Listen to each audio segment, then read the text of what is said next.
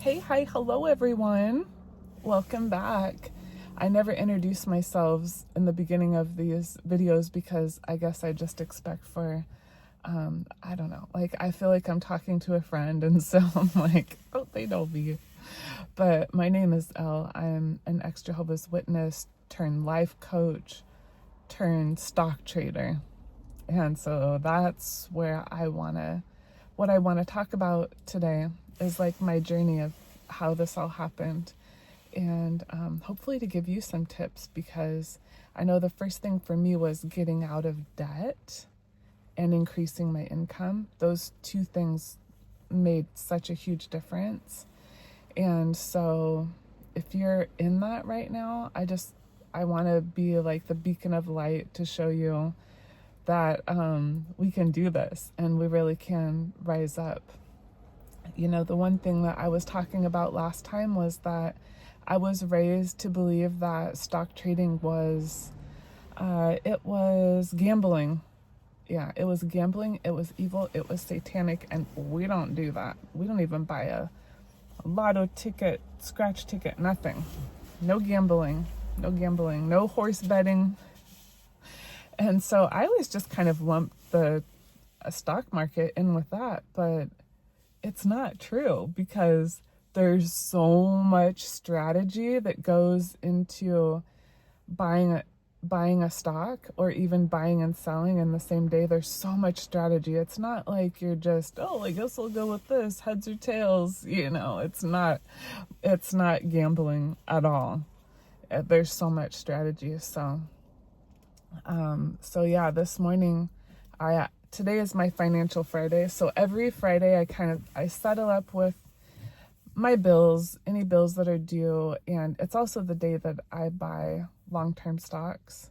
I don't trade like short-term on Fridays, but I do buy the long-term ones. And so today I went through, I used my strategy, I had my plan, I had my budget, and I went through and bought a little of this, bought a little of that, and this and that. And then I'm also managing my friend's portfolio. So I help them, allocate money, like where it should go on to Friday, because Fridays are always the best day to buy stocks, because I've noticed if it's going to go down any day, I mean, it could be all week long too, this is back and forth all the time, but usually Fridays have more movement in selling. And since I'm only interested in buying, I just look at what's on sale. I have a whole system that I use.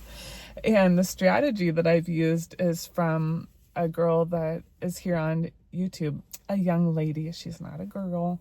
She is really smart. And so I learned a lot from her. And then I just combined that with what I had already kind of been doing. And here I am today. So this is kind of I just had sort of that epiphany moment. And then, was it yesterday or was it even the last time that I talked to you on the last video? But I had this epiphany like, oh, wow, yeah, this is my strategy. This is what has actually been working for me. This is how I was able to turn $1,000 account into a $2,000 account in since the spring. So that would be like 6 months, I guess, or something, because I bought at the bottom. That whole, tariff situation, like a lot of things went on sale, including things like Meta, which is Facebook and Instagram. And look what's going on Facebook and Instagram. Oh my gosh, I could never keep up with all the activity there. There's a lot, right? It's a good spot to put, and you just see the charts just go just straight up, And anyway, yeah, so that's kind of what I've done today. And thanks for listening to me. And for those of you that are going to click on this video and be like, oh my God, she's talking about money. Like, that's so bad. It's not, you guys. We need to grow up already. Like, grow up. Let's talk about numbers, because we can talk about dollars. We can talk about percentages. We can talk about inflation. There's so many things, right? Like, it's such a crazy time in the world. So there's a lot to talk about. How has your rent increased? Did it increase 5 years ago? Okay. How's your grocery bill? Has that increased? Or is it the same? You know? Like, things are changing, right? We're always talking about money, even though we don't always realize it, but that is talking about money too, and just the state of the world and where the economy is going, and just, oh my gosh, it's like every day there's something going on. And so the stock market does this, and it's crazy. But over time, you'll see some things are very steady, and some things very steadily go up no matter what.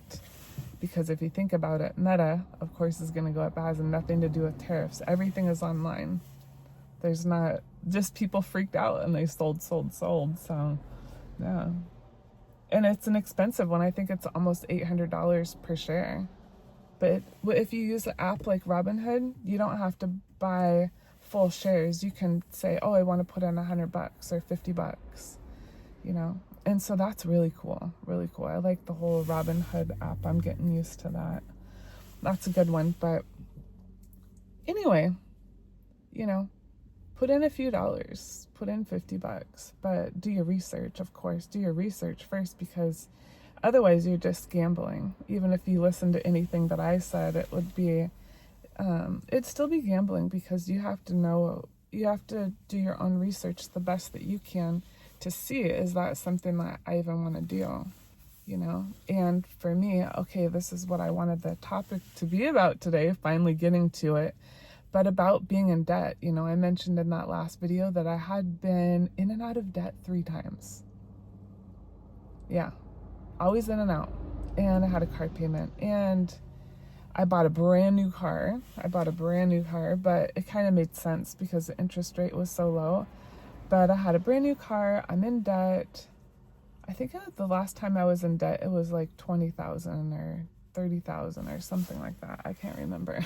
I have it all written down, so I don't have to remember. But it took me a long time to get out of that. And I also had to, had babysitter fees, and there was just a lot. I had a car payment, so it was really hard for me to dig my way out, but I did it. Sometimes $100 every 2 weeks at a time. I had $100 extra, and I would just put that on my debt. Anything that I could. I got a second job. At one time I was cleaning the bathrooms at the marina. Such a gross job. I was like cleaning only the bathrooms. That was the worst job ever. But I was making money to pay off my debt. I remember one time I sold my roller skates. Oh my gosh, they were so nice. And I'm like, I need the extra money to pay my debt. So I did. I sold my most favorite roller derby roller skates. Oh my gosh, they were amazing. And I had an indoor pair and an outdoor pair. And they were so nice. They were like super custom. I made them so nice. But anyways, that's the one thing I do regret that I sold. Because really it was probably only, I don't know, like $100 or $200, but I was in the zone at that time. I remember I had just bought a Chanel perfume, and I'm like, you know what? I have to do it. I have to return this. It was like $100. And I cried. I'm like, I don't want to do this. I don't want to return. I don't know. It's just so emotional, like all of our things, right? But in order for us to get up to the next level with our money, like we have to get out of debt. We have to. Because the interest that they're charging you, like, even if it's 5%, 15%, sometimes I've seen up to 30%. Like, what if you could make 30% on that money? 15%, 5%. But it's like going the reverse way, right? Because now you're paying them. Like, we want to be on this side of things, so we find things that pay us.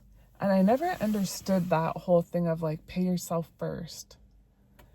And I never understood that. It was always like, what the hell is somebody even and what money are you talking about? There was a time where I told my mom I didn't have any money. She goes, you should save. I'm like, what money am I going to save? I'm basically like breaking even, but I could have done a little bit better. I could have done a little bit better. It was just like, why? Like $20 at a time, $100, like really, what's that gonna do? But it would have done a lot. It would have done a lot, and I didn't know it, you know? Because sometimes if you get into a stock, like let's say we got into Microsoft 10, how many years ago? 20 years ago? I mean, geez, can you imagine? You put in $20, $50, like there is still those companies, like that sort of thing is not dead and gone. Like that still happens today, where some companies just, they really take off. So yeah, $50, $100, it does matter, but you have to be debt free first. So you have to cut out things like Starbucks. Oh my gosh, me and Starbucks, me and that guy, we just have this relationship. It's a love-hate. I bought an espresso machine, and I actually did use it today. I drank 2 lattes already. This is my 3rd one today. Anyway, I have to work a lot tonight, so yeah, more coffee. But yeah, it's cutting out dumb shit like Starbucks, cutting out eating out. Yeah, what else? Like maybe even just cut out like driving around in circles. Like just maybe have one day where you just do all of your errands on one day, you know. That's a good way to like cut down on gas. Like you can do little stuff to make a really big difference, but the point is, until you're at zero, like completely debt free, I mean, that has to be the main focus. And who I would recommend, who really, really, really helped me, and this process took me to get fully out of debt for good after those 3 times. It took me from 2000 and, was it, I don't know, 2015 maybe? So maybe, I don't know, like 5 years or, I don't know, something like that. I'd have to go back because, yeah, I'm trying to remember. I should know this, but basically it happened a lot. And so then I finally got debt free, and then it was like, oh, what am I going to do now? Like, why would I even save? Oh, I'm going to buy a house. Right. Okay. So I'm going to save and buy a house. And then I was so discouraged looking at the housing market. It's like, why would I do that? This is so dumb. Yeah. It just, the prices and then the interest rates went way down, and I was in on an opportunity, and then I wasn't, and then I wasn't. And so I missed that boat of like that low interest rate. But I don't want to say missed the boat, but basically I was redirected into doing something else. And so that's what I've done. I've decided, okay, let's say I didn't buy a house, then I would take half of that money and, because if I bought a house, my rent would be double, or my mortgage, mortgage is double my rent. So I just took that extra money, and I've been taking that extra money, and then I invest it, and then I'm making more than a house would 5% a year, because the whole housing market is a total standstill. Well, it's starting to move, but it's kind of at a standstill, right? It's still very high. So that's what I've done. So yes, Dave Ramsey, listen to anything Dave Ramsey. He has a radio show, he's got a podcast, he's got a YouTube channel, he's got everything. He has this thing called Financial Peace University, and I took it back in, oh my gosh, 2011 or 12 or something like that. That was the first time I got out of debt. And so I had taken it. That is a really, really good one. But he will give you a straight up, like, he will give you a slap across the face. Like, he will wake you up. He's one of those type of coaches, like, snap out of it. And so I would listen to him, and that's when he says in that first step, in that first baby step, like, get out of debt as fast as possible. Sell everything, like return things, with tags or whatever, like you have to use your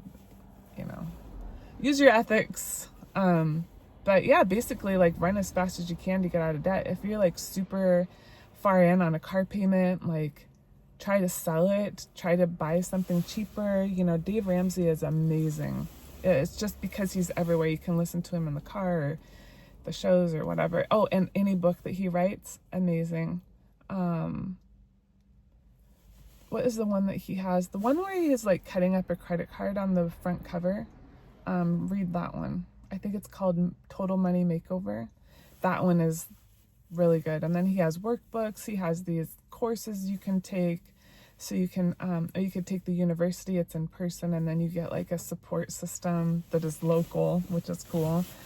Although I never stayed in touch with anybody. And then after that, so if you're past that stage, then, or if you need just a little bit more detail, then I use the Budget Mom, and her process, it really works.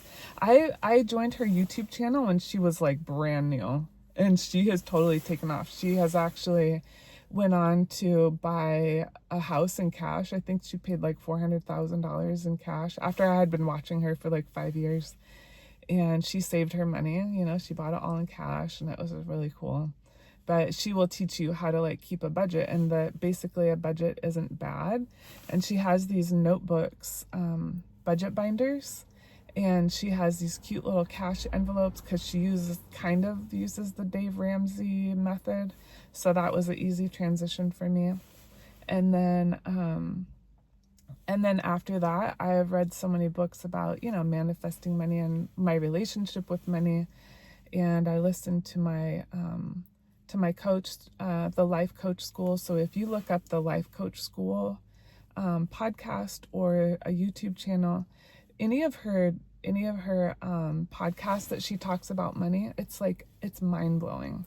It's really crazy because it is just such a mental game, and that's what I love about it. It's like playing like high level chess, you know, it's high level stuff, and it's such a game, and it's so intricate, and it's so complicated, and like once you figure it out, it's like mind blown, you know. And then you change your life.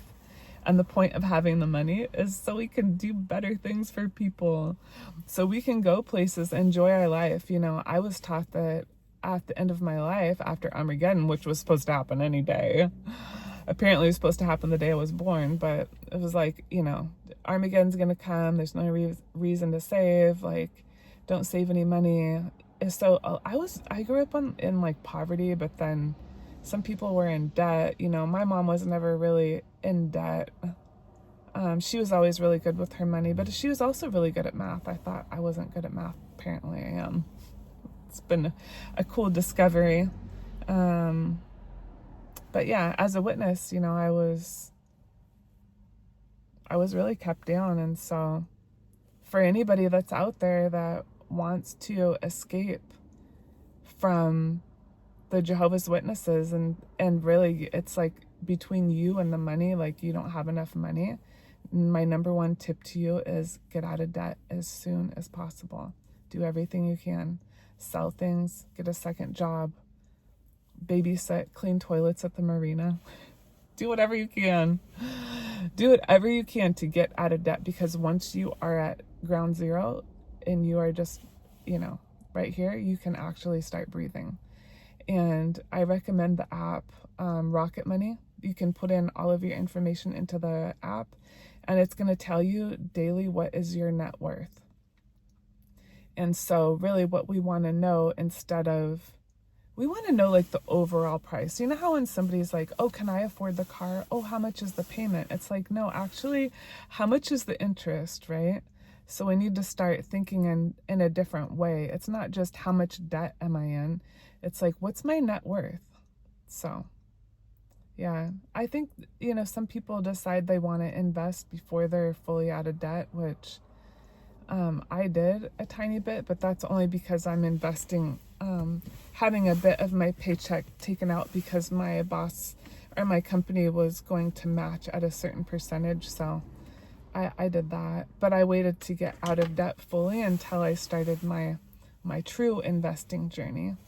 And so, yeah, if you're here and you're interested, like, tag along. I can give you some help and tips. And anybody that's been with me that I've either coached you as a Jehovah's Witness, or I've talked to you on the phone, you have my phone number, you are like my core group. Like, I'm always gonna be there for you, for my people that were supporting me from the very beginning. But since I am taking this channel in a different direction, we're just going to be more focused on money mindset and how to change our lives, because we're not going to be able to live in paradise on earth, but we could have the freedom to travel around the world and find all of the paradises on earth. You know, that's what I want to do. That's my dream, because that was stolen from me from the Jehovah's Witnesses. They stole that from me. Oh, you're going to go everywhere. You're going to live in a paradise on earth forever, for the rest of your life. It's like, oh, you have plenty of time, right? No, we don't. We don't have plenty of time. But the time we do have, we need to get it together and double down and do everything we can. Do everything we can to make it the best life right now. Like, there's no reason to wait. And if you're a Jehovah's Witness and I don't know, and you know me from growing up, you know what it was like. We lived out in a trailer, a single wide trailer in the woods. My mom got a deal on it. Her friend, the witness guy, he gave her a deal on that place, and the rent was $250 a month. And there was one piece of the floor that was kind of, you know, where my bed was at on the corner. It would like kind of, the actual stuff was sinking, I think, below. We lived out in the woods where it's like really rainy here in Washington, and I just remember, like, it's just so gross. The whole place on the outside was just covered with like moss and like looked kind of moldy and gross. Oh my gosh. It was a safe place out in the woods, but yeah, and there was a time where we had like fled from my dad, and he my mom and dad were always fighting, but we moved into a barn for the summer. We actually lived in a barn. There was pigs, like right here. The pigs were right there.